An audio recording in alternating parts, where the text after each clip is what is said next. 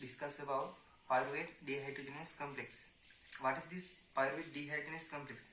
Before discussing about pyruvate dehydrogenase complex, I should discuss what is cellular respiration and what are the components of cellular respiration.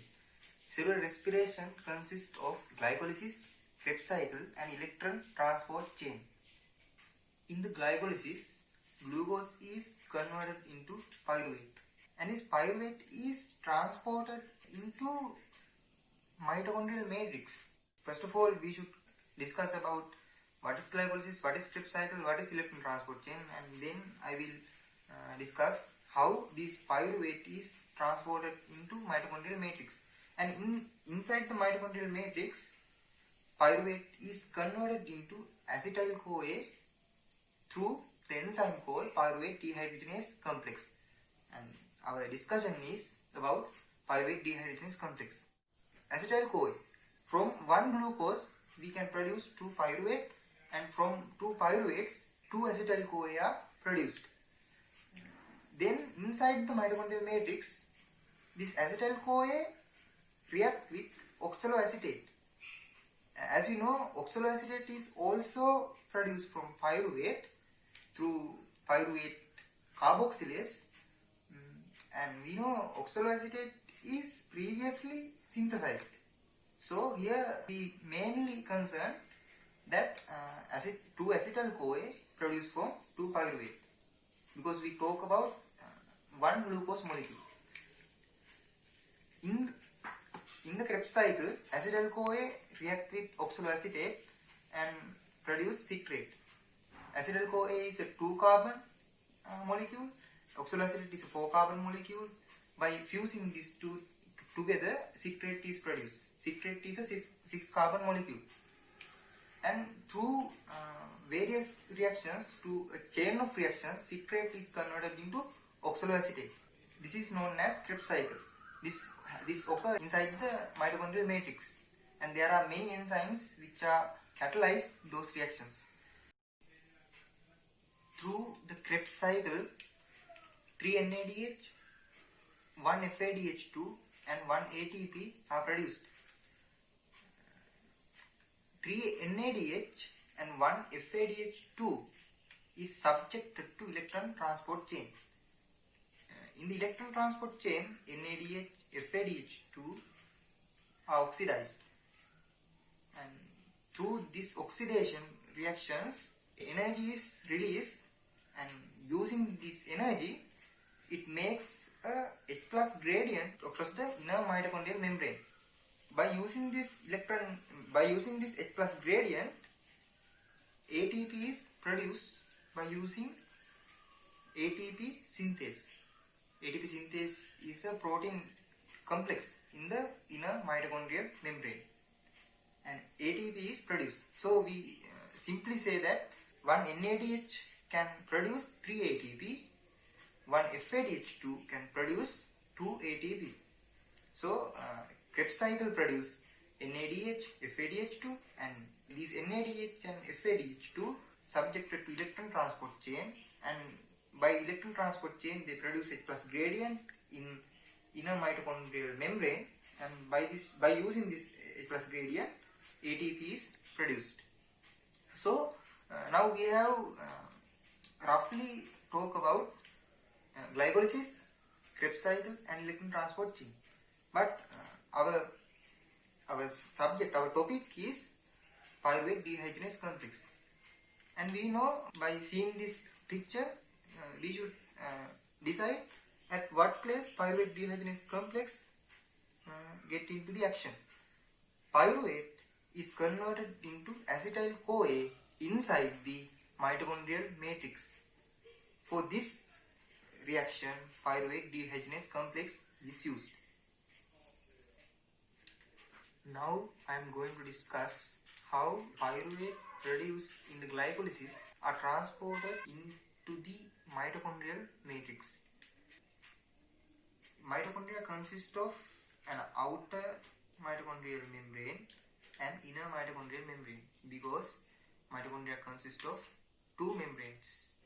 Now we should talk how this pyruvate produced inside the cytosol is transported into the mitochondrial matrix. So we should talk about two membranes, outer mitochondrial membrane and inner mitochondrial membrane. Outer mitochondrial membrane is not an actual barrier. That means through this outer mitochondrial membrane, most of the molecules can be transported. That means there are protein channels that transport several substances, several chemical substances, several molecules through the outer mitochondrial membrane. But inner mitochondrial membrane is a real barrier for most of the substances. As you know, it is a real barrier for H+. And when we consider pyruvate can easily transport through the outer mitochondrial membrane because outer mitochondrial membrane has ion channels to transport pyruvate. And here this transport not use ATP. So we say that transport as a passive transport, and that transport is facilitated by ion channel. So it is a facilitated diffusion. It is not a simple diffusion, it is a facilitated diffusion because the transport is facilitated by an ion channel. That is the transport through outer mitochondrial membrane.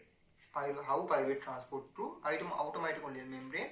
No ATP is used. It is not active transport, it is a passive transport.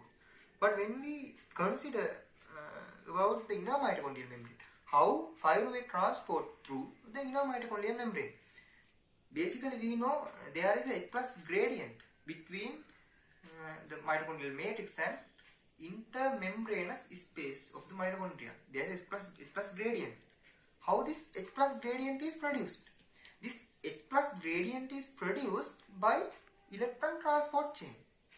That means to produce this H+ gradient across this inner mitochondrial membrane, we need energy. We need energy to make a H+ gradient across the inner mitochondrial membrane. That means in the electron transport chain, NADH, FADH2 are oxidized, and that oxidation release some energy which can transport H+ inside into outside from the matrix, into the intermembranous space. That means energy is used to transport H+ from mitochondrial matrix into the intermembranous space of the mitochondria. That H+ gradient is used by pyruvate to transport into the mitochondrial matrix from intermembranous space.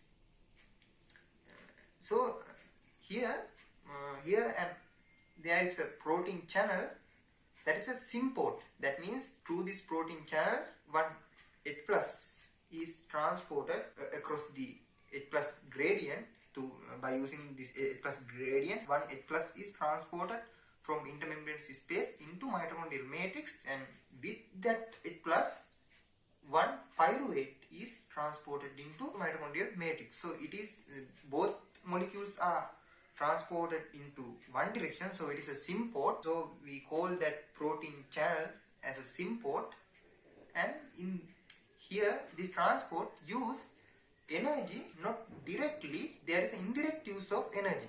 So we call this transport as a secondary active transport. Why it is active transport? Because it uses energy, but that energy is not used directly, so we call it as a secondary active transport. That is the way pyruvate which are produced in the cytosol are transported into the mitochondrial matrix. Pyruvate dehydrogenase complex. Now I am going to talk about the structure of pyruvate dehydrogenase complex. Pyruvate dehydrogenase complex convert pyruvate into acetyl CoA. Pyruvate is a carbon 3 molecule, acetyl CoA is a carbon 2 molecule. So here there is a one carbon loss. That reaction is catalyzed by this pyruvate dehydrogenase complex. Pyruvate dehydrogenase complex consists of 3 enzyme parts, that means 3 catalytic parts. First part is pyruvate dehydrogenase, it itself pyruvate dehydrogenase. second part is dihydrolipoyl acetyl transferase, third part is dihydrolipoyl dehydrogenase. Pyruvate dehydrogenase has one coenzyme associated with it. It is thiamine pyrophosphate. Thiamine pyrophosphate has vitamin B1.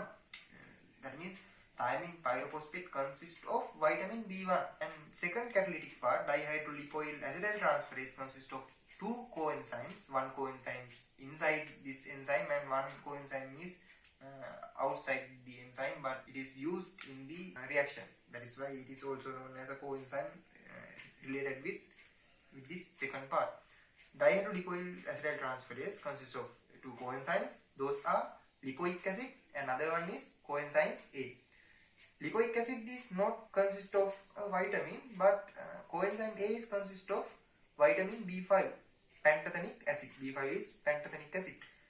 And third part of this complex is dihydrolipoyl dehydrogenase enzyme. That is consist of flavin adenine dinucleotide. That means FAD. It consists of FAD. It is a coenzyme, and also a coenzyme called NAD+, nicotinamide adenine dinucleotide. FAD, flavin adenine dinucleotide, is consist of a vitamin called vitamin B2. It is riboflavin. And NAD+ consists of a vitamin called vitamin B2. It is niacin. Vitamin B2 is niacin. That is why we call nicotinamide adenine dinucleotide, NAD+. This is the structure of this pyruvate dehydrogenase complex. Now these are the reactions which occur in this pyruvate dehydrogenase complex. At first, pyruvate is converted into pyruvate is a 3-carbon molecule, CH3, C double bond O and C double bond O, O minus. And this is pyruvate, it is negatively charged. And carbon dioxide, that means one carbon is released from this pyruvate. So it becomes a 2-carbon fragment. That means decarboxylation occurs. At the first part of this complex, that means pyruvate dehydrogenase part of this complex, pyruvate releases a 1 carbon as carbon dioxide and other 2 carbon fragment. It is now known as hydroxyethyl group. That means that part has been reduced. So decarboxylation has occurred into pyruvate, and also reduction occur into pyruvate. So pyruvate has reduced and also decarboxylated. So carbon dioxide is released and also it has become hydroxyethyl group. This hydroxyethyl group is connected to coenzyme thiamine pyrophosphate. So hydroxyethyl thiamine pyrophosphate is produced in the first catalytic part. That means pyruvate dehydrogenase first part. And hydroxyethyl thiamine pyrophosphate connected with the second catalytic part. Second catalytic part is dihydrolipoyl transacetylase. That enzyme is dihydrolipoyl transacetylase. That means in this there is a coenzyme called lipoic acid. Lipoic acid has two sulfur parts. Both sulfur atoms are connected with a bond. This is lipoic acid structure. Thiamine pyrophosphate is connected with hydroxyethyl group. Now this hydroxyethyl group is oxidized. Hydroxyethyl group is oxidized and acetyl part is produced. Hydroxyethyl group is oxidized into acetyl part, and that acetyl part is connected to lipoic acid. So now it is known as acetylated lipoic acid, acetyl lipoic acid. That is why we call this enzyme second catalytic part as dihydrolipoyl acetyl transferase. Now this acetylated lipoic acid react with coenzyme A. Coenzyme A. That means this acetyl part of the lipoic acid is presented to coenzyme A. So coenzyme A become acetyl coenzyme A. Acetyl CoA. Acetyl CoA. Now lipoic acid become dihydrolipoic acid. That means coenzyme A has sulfur hydro part at the terminal end of it. At the terminal end of coenzyme A there is a sulfur and there is hydrogen attached to that sulfur. When lipoic acid, that means acetylated lipoic acid, acetyl lipoic acid react with coenzyme A, coenzyme A releases hydrogen and it connect with acetyl part. So that hydrogen released by coenzyme is connected to remaining sulfur part of the lipoic acid. So lipoic acid become dihydrolipoic acid. Then this dihydrolipoic acid enter into third catalytic part. Dihydrolipoic acid means this lipoic acid has two sulfur terminal ends, and those two sulfur are connected with two hydrogens. That is why we call dihydrolipoic acid. This dihydrolipoic acid now react with flavin adenine dinucleotide. That means it react with FAD. So this dihydrolipoic acid releases two hydrogen into FAD. Now FAD become FADH2. That means FAD become reduced. FAD reduced, and dihydrolipoic acid is converted into lipoic acid. Now lipoic acid enter to the second catalytic part, and in the third catalytic part FAD has become FADH2. Now this reduced FADH2 react with NAD plus and release those two hydrogen into NAD plus and make NADH and H plus. That is the reaction occurring third catalytic part. So we know there is a dehydrogenase reaction occurring in the third catalytic part. So we name that third catalytic part as dihydrolipoyl dehydrogenase. So there are three enzymes in pyruvate dehydrogenase complex. First enzyme is pyruvate dehydrogenase. Second enzyme is dihydrolipoic transacetylase. Third enzyme is third catalytic part. Third enzyme is dihydrolipoyl dehydrogenase. This is pyruvate dehydrogenase complex. Now we have to discuss about what is the regulation, what is the allosteric regulation, what is hormonal regulation of this enzyme complex. When pyruvate dehydrogenase complex is phosphorylated, it is inactive. When pyruvate dehydrogenase complex is dephosphorylated, it is active. Normally, pyruvate dehydrogenase complex is phosphorylated by pyruvate dehydrogenase kinase.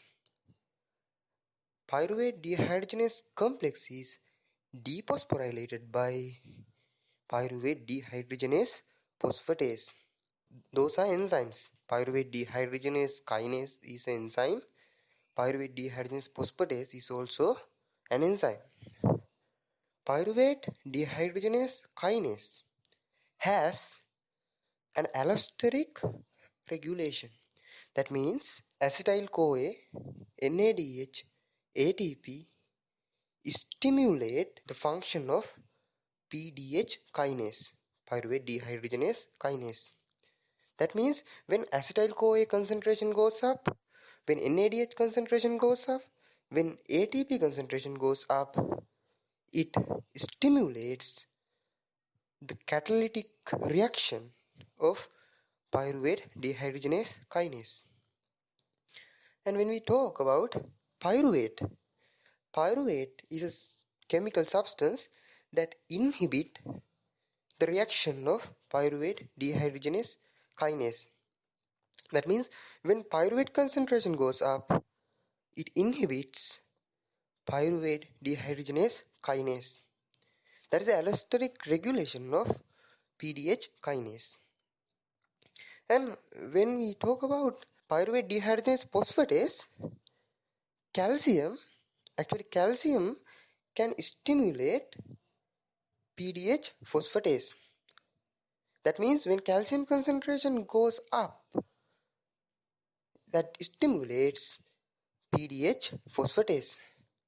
That means when calcium concentration goes up, calcium stimulates PDH phosphatase and it decarboxylate PDH complex, pyruvate dehydrogenase complex. So the action of pyruvate dehydrogenase complex get into action.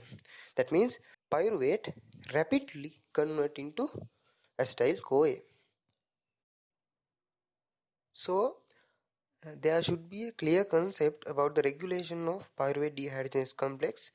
So at last we can say when there is a high concentration of acetyl CoA, when there is a high concentration of NADH and ATP, when those concentrations goes up, it decrease the rate of conversion of pyruvate into acetyl CoA. And when pyruvate concentration goes up, it increase the rate of conversion of pyruvate into acetyl CoA. And also we know calcium can regulate pyruvate dehydrogenase complex reaction. When calcium concentration goes up, the rate of conversion of pyruvate into acetyl CoA get increased. What is the logic behind this? When we do our muscle contractions, our muscle fibers, that means our muscle cells, need more energy. That means our energy demand, ATP demand, goes up inside muscle cells. So we should speed up, we should increase the rate of electron transport chain, the rate of Krebs cycle. So how this happen? When we do our muscle contractions, calcium enters into our muscle cells. How this happen? When action potentials reach to the end plates, end plate potentials are created and that make an action potential in the muscle fiber cell. Due to that action potential, dihydropyridine receptors get activated, that are voltage gated calcium channels. So extracellular calcium enters into the cell, and when extracellular calcium enter into cell, due to the cytoplasmic calcium concentration somewhat goes up, then we have ryanodine receptors in the membrane of sarcoplasmic reticulum. When calcium concentration goes up inside the cytoplasm, ryanodine receptors get activated. That means calcium sensitive calcium channels get open. Those are ryanodine receptors. Ryanodine receptors get open. So the calcium store inside the sarcoplasmic reticulum is released into the cytoplasm. So cytoplasmic calcium concentration rapidly goes up. When calcium concentration inside cytoplasm goes up, those calcium enters into the mitochondria through protein channels. When cytoplasmic calcium concentration goes very much up, our calcium concentration inside mitochondrial matrix also goes up into some extent. When calcium concentration goes up, those calcium stimulate PDH phosphatase enzyme. Stimulate PDH phosphatase enzyme, and PDH phosphatase enzyme dephosphorylate PDH complex. So PDH complex get activated. When PDH complex get activated, the conversion of pyruvate into acetyl CoA get increased. That means the rate of conversion of pyruvate into acetyl CoA get increased. When the acetyl CoA concentration goes up, the rate of Krebs cycle get increased, the rate of electron transport chain also get increased, so H plus gradient get increased, and the rate of production of ATP get increased, so we can achieve the demand for ATP. That is why calcium stimulate PDH phosphatase enzyme, and it ultimately affect for our energy demand, and it can achieve our energy demand while we are doing exercises, while we are doing muscle contractions. And I should also say insulin can affect this PDH complex. There's a hormonal regulation of PDH complex. Insulin stimulate PDH phosphatase. So, when insulin stimulate PDH phosphatase, PDH complex get dephosphorylated, PDH complex get activated. So, the rate of conversion of pyruvate into acetyl CoA get increased. So this is the end of this video. Thank you all.